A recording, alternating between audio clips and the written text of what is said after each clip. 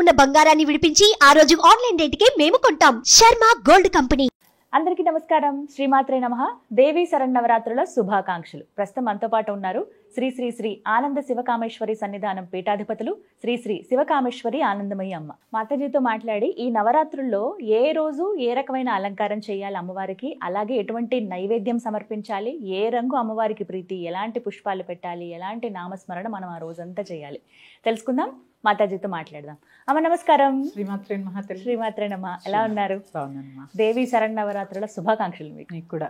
అమ్మా 5వ రోజుకి వచ్చేసాం. అప్పుడే నవరాత్రులు చాలా చక్కగా జరుపుకుంటున్నారు. విశేషంగా అమ్మవారిని ఆరాధిస్తూ ఉన్నారు అందరూ, భక్తులందరూ కూడా. ఇందులో భాగంగా ఇప్పుడు ఉండే సందేహాలే, మరి ఈ 5వ రోజున అమ్మవారిని ఏ విధంగా అలంకరించుకోవాలి, ఎలా పూజించుకోవాలి, ఎలా స్మరించుకోవాలి మేము అంటే మా ఊహకి తగ్గట్టుగానే ఇవాళ అమ్మ లక్ష్మి అంటే లక్ష్మి, ఇవాళ అన్నపూర్ణ అంటే అన్నపూర్ణ, అలా చేసి పూజ చేసుకుంటాం కదమ్మా.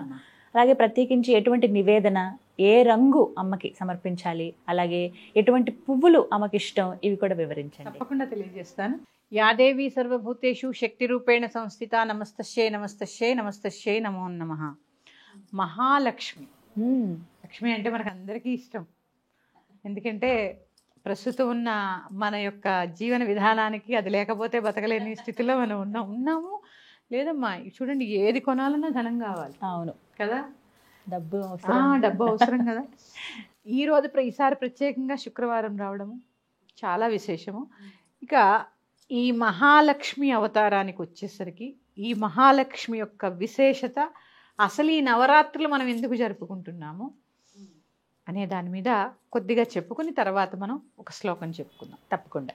మహాలక్ష్మి చండీ పాఠం కనుక మనం చూస్తే, చండీ సప్తశతి చూస్తే, ముందుగా ప్రథమ అధ్యాయంలో కాళీదేవి గురించి ఉంటుంది. ఇక 2వ అధ్యాయం నుంచి మహాలక్ష్మి ఉంటుంది, ఒక 4 అధ్యాయాలు. ఈ మహాలక్ష్మి అవతారంలోనే మహిషాసురుడి వధ జరిగింది.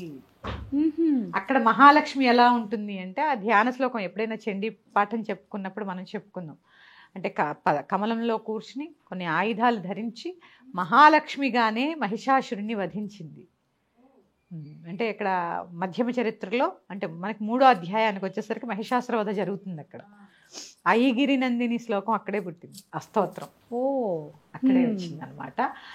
ఇక్కడ తీసుకుంటే కేవలము మహాలక్ష్మి అంటే మనము ధనంగానే చూస్తాము. కాదమ్మా, జ్ఞానం విద్యాలక్ష్మి, ధైర్యం ధైర్యలక్ష్మి, ఆహారం అన్నలక్ష్మి, ఆదిలక్ష్మి ధాన్యలక్ష్మి, అలాగే సంతానం సంతానలక్ష్మి, సౌభాగ్యలక్ష్మి.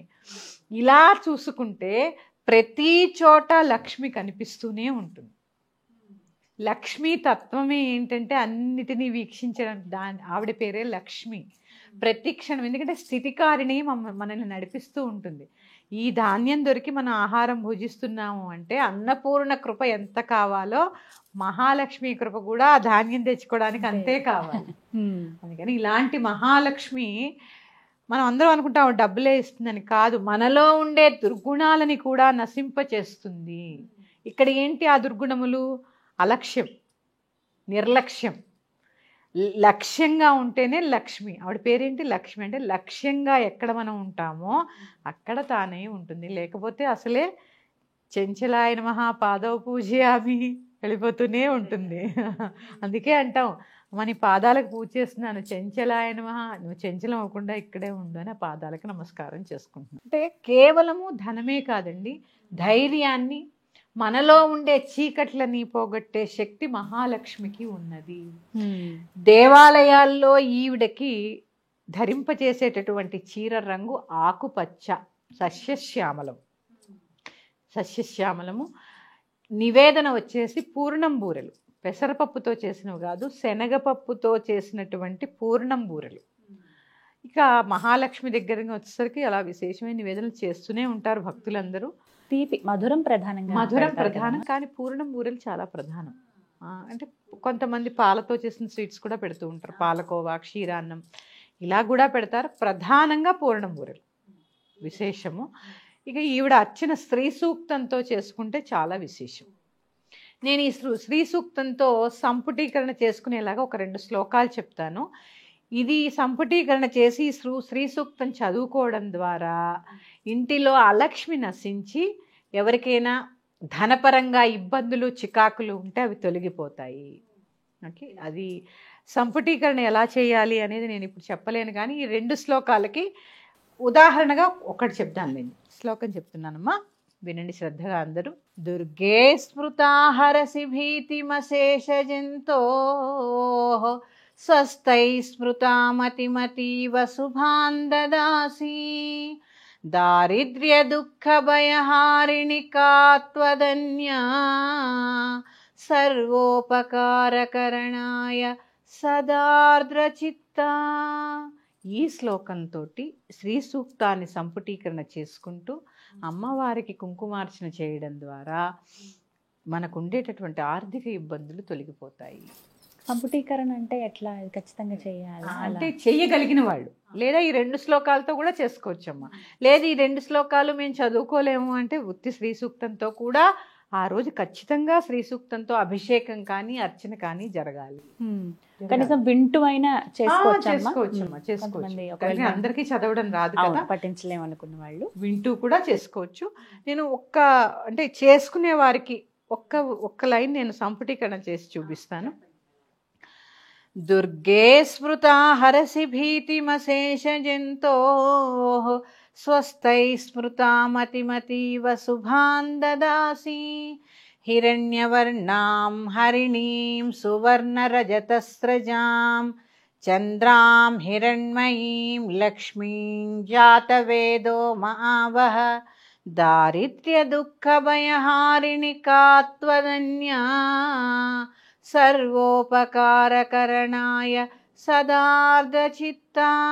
ఇలా ఒక్కొక్క స్టాంజాకి అంటే ఒక్కొక్క రుక్ అంటారు దాన్ని, వేదం కదా, పైన కింద ఈ శ్లోకము కొంచెంగా కష్టమైన చక్కగా 1కి 10 సార్లు సమయం ఉంది కాబట్టి విని పూజలో కాకపోయినా కూర్చుని ఆవిడ దగ్గర పారాయణ చేసేటటువంటి అవకాశం ఉంటే ఖచ్చితంగా చేసుకోండి. తప్పకుండా. లక్ష్మీ అమ్మవారికి ఎలాంటి పుష్పాలు ఇష్టమమ్మా? అమ్మవారికి కమలములు, తర్వాత చామంతులు, గులాబీ, సెంటెడ్ గులాబీ దొరుకుతాయి మనకి. అంటే ఇక్కడ పచ్చకర్పూరం ఒకటి చాలా విశేషంగా వాడడం అనేది చాలా ముఖ్యము. తర్వాత కమలం, అమ్మవారికి కమలము, అలాగే అలంకరించినటువంటి ఏనుగులు అమ్మవారి అలంకరణలో చేస్తూ ఉంటారు కదా. అవును, ఖచ్చితంగా పెడుతూ ఉంటారు. నేను చూపిస్తాను అవి ఎలా ఉండాలి. అంటే ఇలాంటి ఏనుగులు అంటే అలంకరణ మీకు దేవాలయాల్లో పెడతారు. మామూలుగా కూడా అమ్మ ఇంట్లో ఇలాంటి ఏనుగులు అటు ఇటు మధ్యలో లక్ష్మీదేవిని ఉంచుకోవడం వల్ల కొంచెం ఆర్థిక ఇబ్బందులు అనేవి, ఆర్థిక చికాకులు అనేవి ఉండవు. అంటే ఇంత కాకపోయినా చిన్నగా, అంటే మేమంటే ఎక్కువ పూజల్లో ఉంటాం కాబట్టి పర్వాలేదు, చిన్నవి మాత్రం పెట్టుకునే ప్రయత్నం చేయాలి. ఇలా తొండం పైకెత్తి ఉండాలి. ఎందుకంటే మనకి లలితా సహస్రనామాల్లో కూడా మనకి చెప్పడం జరిగింది, సంపత్కరీ సమారూఢ సింధుర వ్రజ సేవిత. అంటే ఇక్కడ ఏంటి అంటే సంపత్కరీ దేవత, సింధురము అంటే ఏనుగుల గుంపు, వ్రజము అంటే ఏనుగుల గుంపు అనమాట. సింధురము అంటే ఏనుగు, వ్రజము అంటే గుంపు. సంపత్కరీ దేవత ఏనుగుల గుంపుతో వస్తుంది.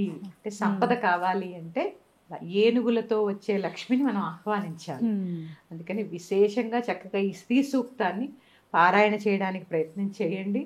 సాయంత్రం కూడా అర్చన చెయ్యాలి.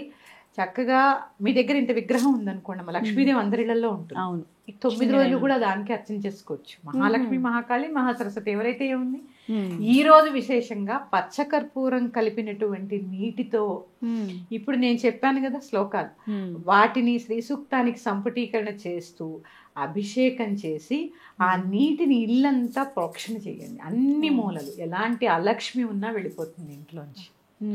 మీరు చేసుకునే ప్రయత్నం చేయండి. ఎలాగా ఈ నవరాత్రులు శ్రద్ధగా చేస్తాం కాబట్టి చేసుకునే ప్రయత్నం చేయండి. మరొక అంశంతో మీ ముందుకు వస్తాను. శ్రీమాత్రే నమః. స్వస్తి.